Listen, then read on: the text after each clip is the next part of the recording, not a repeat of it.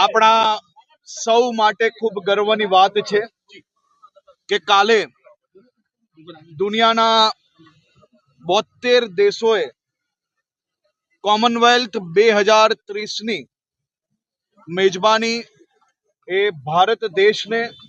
Ahmedabad Commonwealth 2030 તરીકે આપી છે। દેશભરના યુવાઓ માટે રમતગમત ક્ષેત્રે પ્રધાનમંત્રી શ્રી નરેન્દ્રભાઈ મોદીજીના માર્ગદર્શનમાં જે પ્રકારે કાશ્મીરથી લઈને કન્યાકુમારી સુધી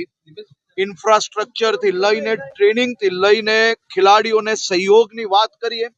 તો આ બધી જ દિશામાં ભારતે ખૂબ સારું પ્રદર્શન કર્યું છે અને ભારત સરકાર દ્વારા સ્પોર્ટ્સ ઇન્ફ્રાસ્ટ્રક્ચર માટે જે પ્રકારે કામગીરી કરવામાં આવી છે તે ખરેખર અભિનંદનને પાત્ર છે।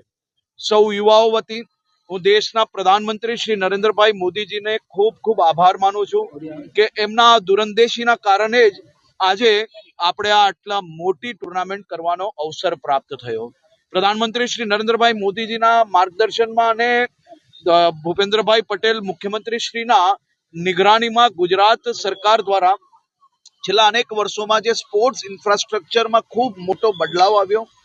જે નવા સ્પોર્ટ્સ ઇન્ફ્રાસ્ટ્રક્ચર રેડી કરવામાં આવ્યા। છેલ્લા એક જ વર્ષની અંદર કોમનવેલ્થ રેસલિંગની વાત હોય, એશિયન એથ્લેટિક્સની વાત હોય કે ઇન્ટરનેશનલ કોન્સર્ટ્સની વાત હોય, આ બધી જ દિશામાં ગુજરાતે ખૂબ મોટા આયોજન કરવામાં સફળતા પ્રાપ્ત થઈ છે અને મને વિશ્વાસ છે